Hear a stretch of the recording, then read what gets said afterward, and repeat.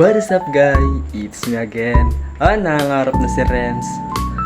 So ngayon, samahan nyo ako sa ating another luto serye.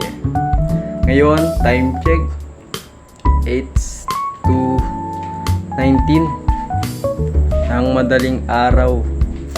Ngayon, mas marami tayong lulutuin, Ang daming pa-order. Pero thank you Lord. So tara. So, ang first step natin ngayon ulit ay ayusin natin yung mga ingredients. Tuloy-tuloy na guys. Hindi ko na may video kasi magmamadali tayo ngayon. Kasi baka abutin tayo ng alas 5. First step, yung rice flour, lagyan ng tubig, mamasahin, tapos lalagyan ng palaman, bibilugin. Tapos yan, update ko na lang kayo. Okay mga idol, tapos na tayo magmasa. Magdadagdag na lang tayo kung sakaling kulangin. Tapos bibilog lang ako, babalikan ko kayo pag maglalagay na tayo sa mainit, sa pinakulo. Okay guys, tapos na natin bilugin yung mga malalaki. Naisa lang na natin, di ko na nakakita dito. Naisa lang natin.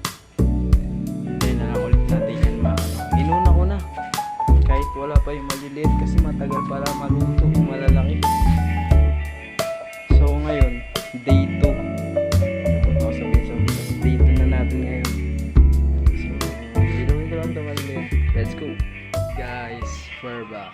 Ngayon, may isa na akong na lagay sa Tupperware kasi mauuna siya ngayon. Time check 4:16. Ihatid ko lang tong isang nagawa natin. Yan. Init-init kaya masarap yan. Matunaw-tunaw pa yung chocolate sa loob. So ngayon, babalikan ko kayo. Pinapalamig ko pa yung iba para ilagay na rin sa Tupperware. Magmamadali na tayo guys kasi baka maliit tayo mamaya. So, bye-bye. What is up guys? Ito na tayo. Natapos na natin. Ayan. Diba? Minadali ko lang kasi may gagawin pa ako bukod dito. So, balikan ko na lang kayo mamaya pag papasok na tayo. Guys, ito na ulit. Nagbabalik. Tapos na tayo maligo. Papasok na tayo. Ngayon, update ko na lang kayo kung pwede ako makapag-cellphone sa loob ng room. Kung sakaling bawal, ang next update ko sa inyo is pupunta tayo sa Kinaragan para sunduin ulit yung kapatid ko. Tapos, let's go! Sa YouTube, ito na naman tayo. Nagbabalik. Di ako nakapag-update sa school kasi bawal talaga yung cellphone. Tapos, ngayon, nasobrahan pa tayo sa late dahil nagkaroon kami ng meeting about sa GenMat namin. Tapos ngayon sunduin natin kapatid ko. Let's go. Yung guys, di pala pumasok yung kapatid ko, kaya ngayon nandito tayo sa Kinaragan. Babalik na ulit tayo. Pupunta tayo pala ng grocery para mag-grocery ng mga ingredients kasi may pa-order na naman tayo mamayang hapon tsaka bukas ng umaga.